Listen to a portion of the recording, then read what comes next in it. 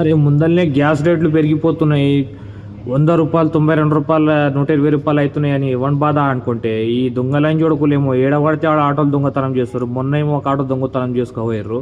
అది ఎట్లనో అట్లా దొరికింది దేవుని దయ వల్ల. ఇప్పుడు మళ్ళీ ఇంకో ఆటో దొంగతనం చేసిర్రు. పాపం ఆయన ఫోన్ చేసి అన్న ప్లీజ్ అన్న ఒక వీడియో చేయన్నా, లేకపోతే ఎవరికైనా గెలిచిన వాళ్ళకైనా ఉంటే కాంటాక్ట్ చేయన్నా అని చెప్పి ఇందాక కాల్ చేసిండు. అయితే ఈ ఆటో ఫోటో అయితే ఇక్కడ పెడుతున్నాడు చూడండి. ఆయన పేరు కిరణ్, బడంగపేటలో అయితే ఉంటాడు.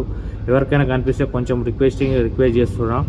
దీనికైతే కాంటాక్ట్ అయితే ఈ నెంబర్కి అయితే కాంటాక్ట్ అవ్వండి. ఆ బండిని అయితే ఆపేయండి ఏడ కనబడ్డా సరే.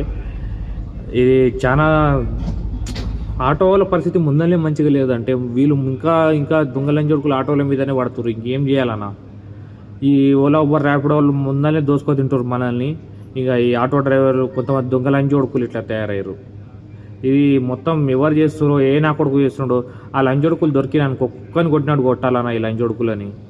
అరే ముందరనే రోడ్డు మీద దందా లేదు, మనకి ఈఎంఐలు కట్టలేకపోతున్నాం. అది చేస్తే ఇంట్లో ఇంట్లో పరిస్థితులు బాగాలేవు, ఇంట్లో పైసలే సరిపోతలేవు అని మనం బాధపడుతుంటే ఈ లంజోడుకులు ఏమో ఆటో డ్రైవర్లను టార్గెట్ చేసి ఆటోలు అయితే ఎత్తుకుపోతారు.